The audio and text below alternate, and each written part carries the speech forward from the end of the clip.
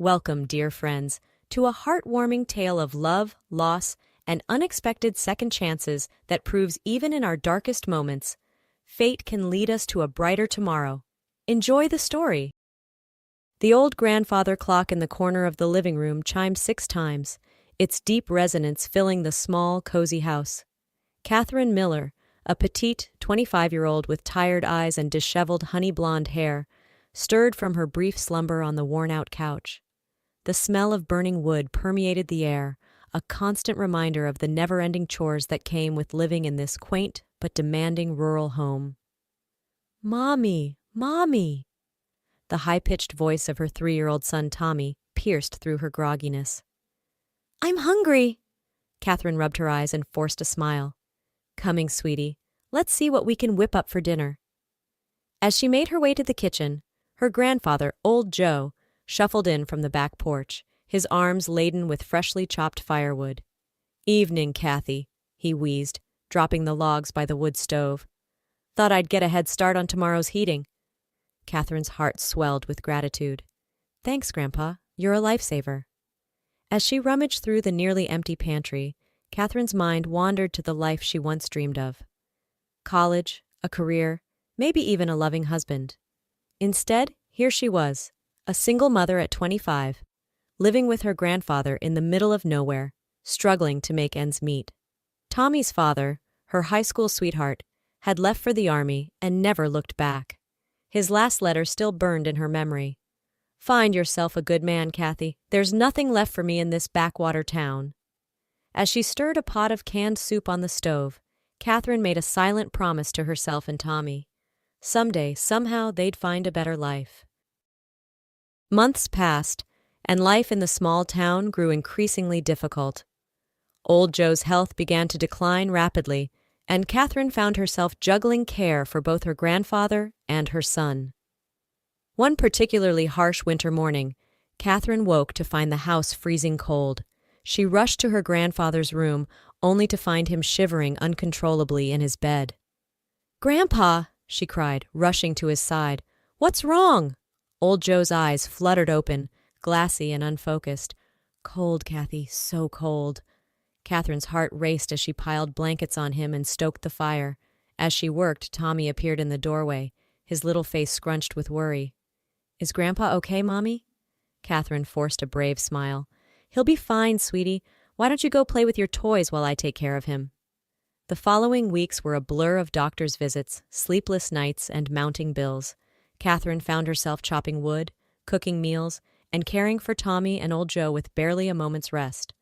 One particularly exhausting evening, as Catherine collapsed onto the couch after finally getting Tommy to bed, she heard a weak call from her grandfather's room. "Kathy, come here, darlin'."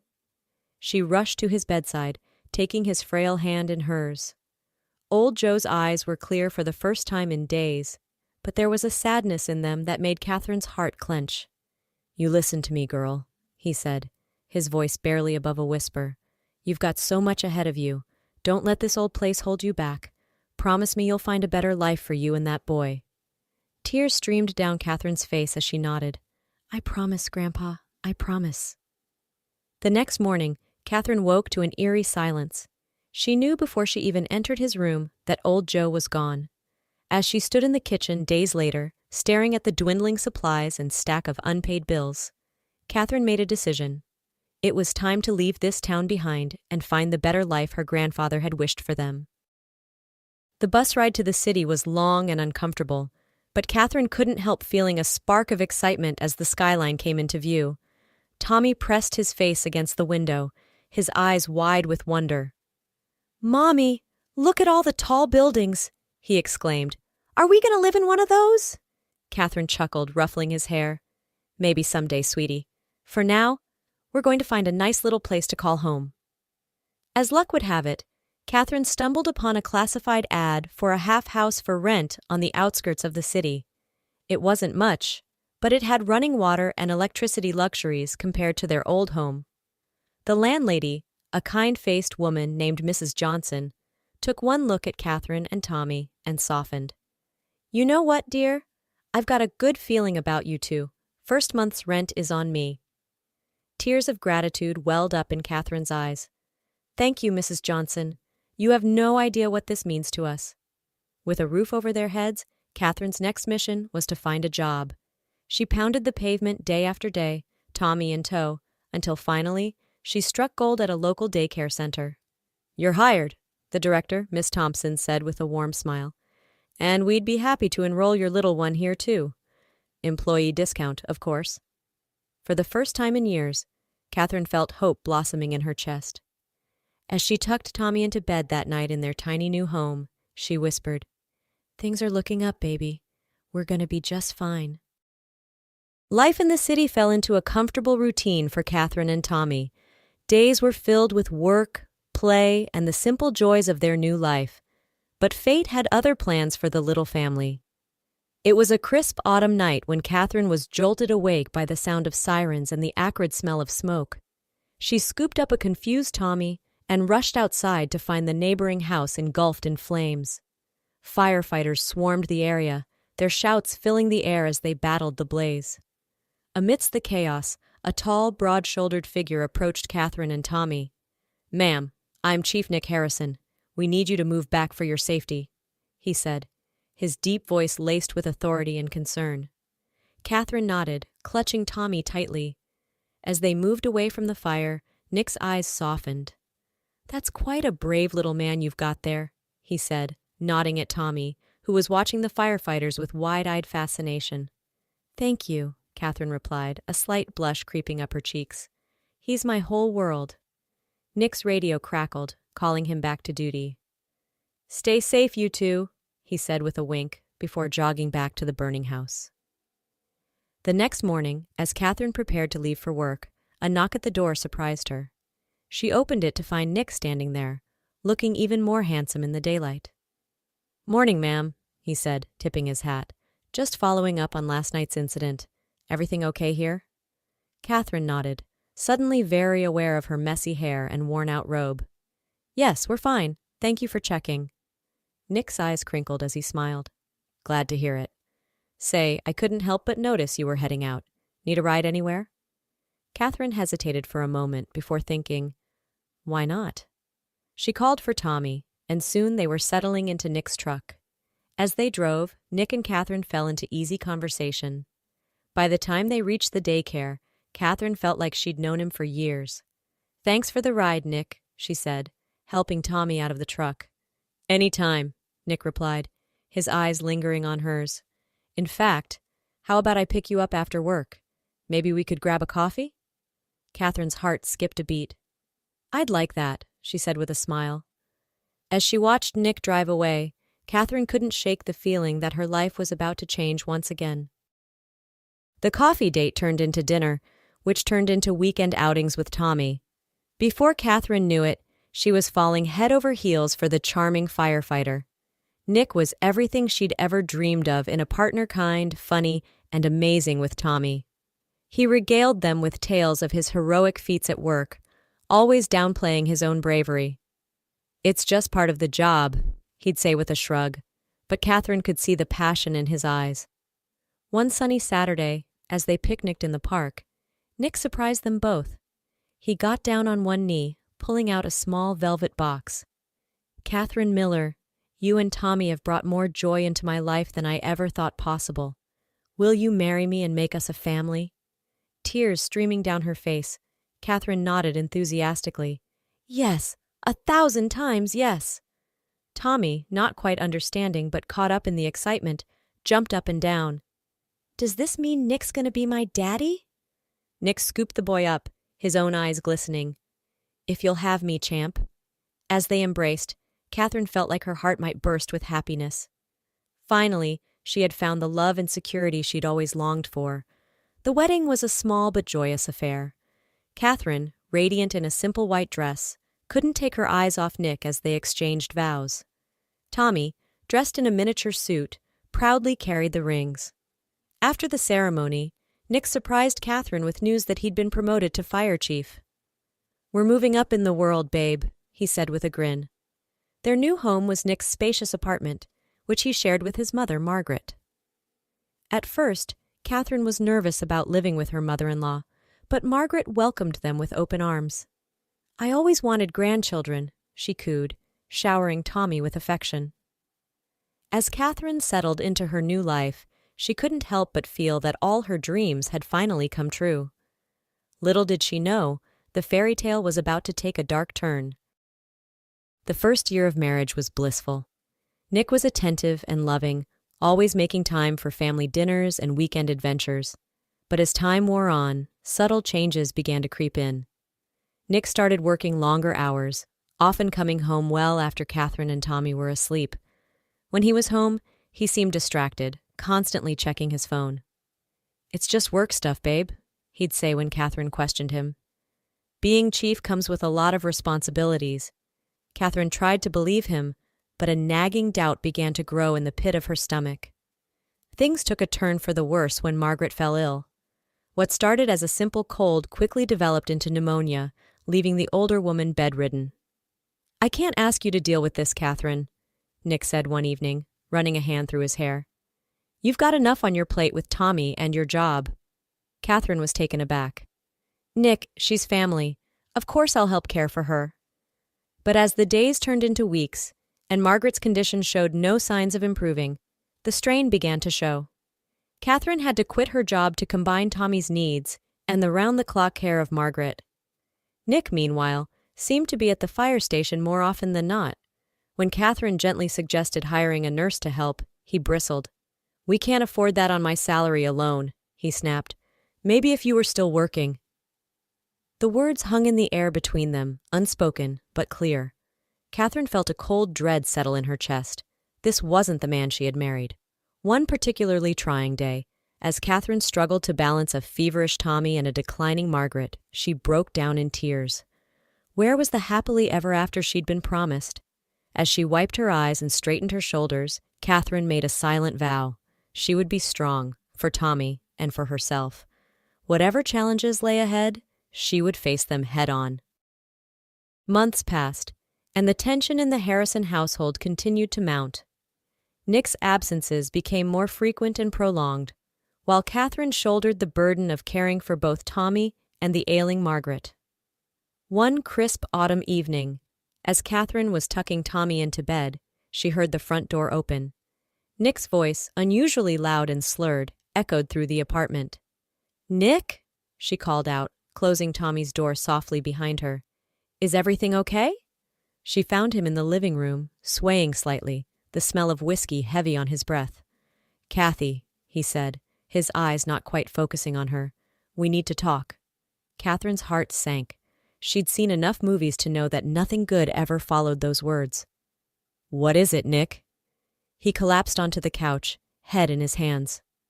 "I've messed up, Kathy. I've messed up real bad." With each word that tumbled from Nick's mouth, Catherine felt her world crumbling around her. There was another woman, a dispatcher at the fire station named Melissa. They'd been having an affair for months. "And now she's pregnant," Nick finished, finally looking up at Catherine with bloodshot eyes. Catherine felt as if all the air had been sucked out of the room. She stumbled backward, gripping the wall for support. "How could you?" she whispered, tears streaming down her face. Nick stood, reaching out to her. "I'm sorry, Kathy. I never meant for this to happen. But Melissa, she needs me. The baby needs me." Catherine recoiled from his touch. "And what about us? What about Tommy? Don't we need you too?" The silence that followed was deafening. Finally, Nick spoke, his voice barely above a whisper. "I think it's best if you and Tommy move out. Melissa, she'll be moving in next week." In that moment, Catherine felt something inside her break. The fairy tale she had so desperately clung to shattered, leaving behind nothing but bitter disappointment and heartache. As she packed their belongings that night, Tommy's confused questions echoing in her ears, Catherine wondered how she had ended up here.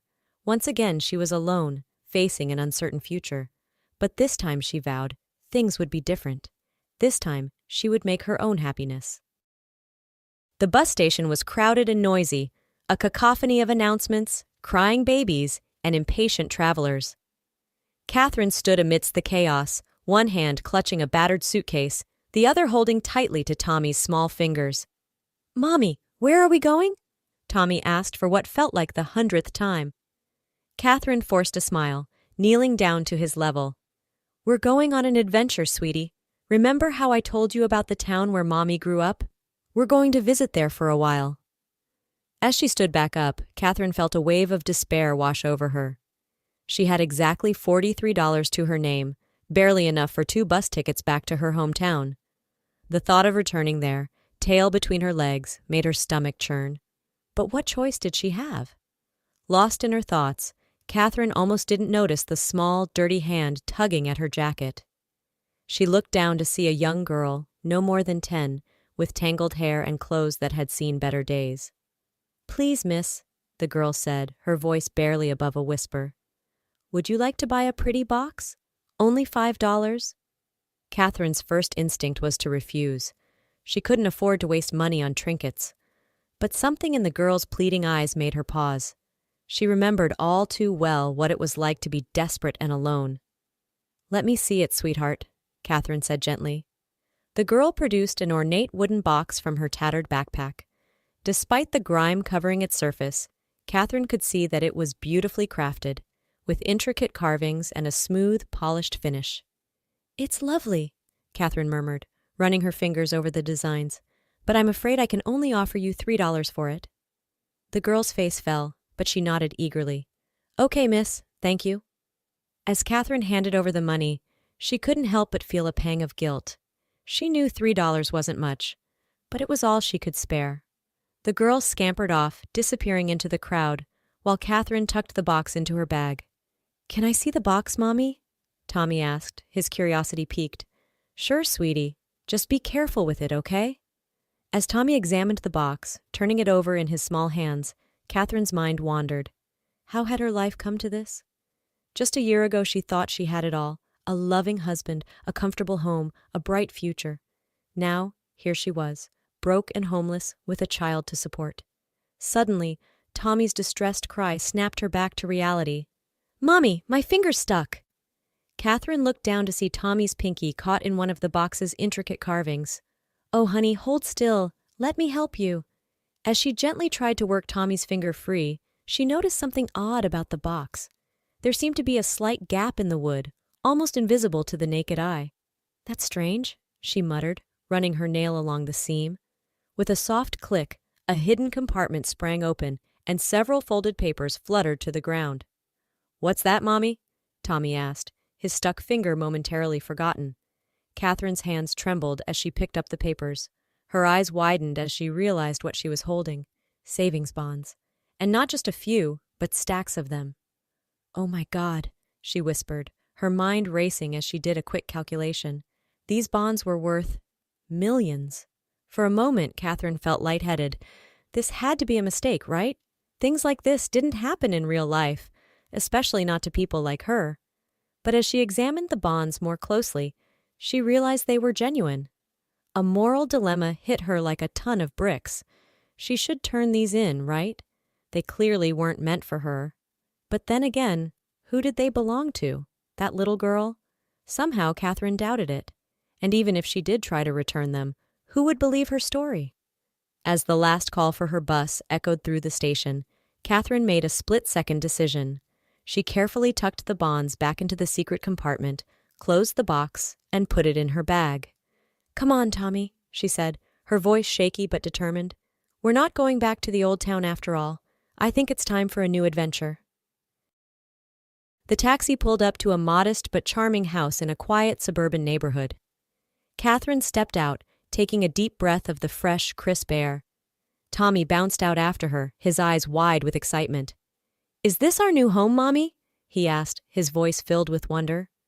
Catherine smiled, feeling a weight lift off her shoulders. "Yes, sweetie, this is our new home." As they walked up the path to the front door, Catherine couldn't help but marvel at how much their lives had changed in just a few short months. After discovering the bonds in the box, she had taken Tommy to a nearby city, far from their old life. She'd found a reputable financial advisor who helped her cash in the bonds discreetly and invest the money wisely. Now here they were, owners of a beautiful home in a safe neighborhood with excellent schools. Catherine had even started taking online classes, working towards the college degree she'd always dreamed of. As she unlocked the front door, Catherine's phone buzzed with a text. It was from Alex, the kind-hearted taxi driver who had picked them up that fateful night at the bus station. Over the past few months, he'd become a dear friend, and lately, perhaps something more.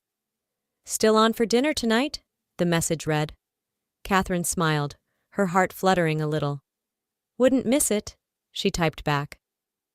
Later that evening, after tucking Tommy into bed in his new room, Catherine sat on the porch swing, waiting for Alex.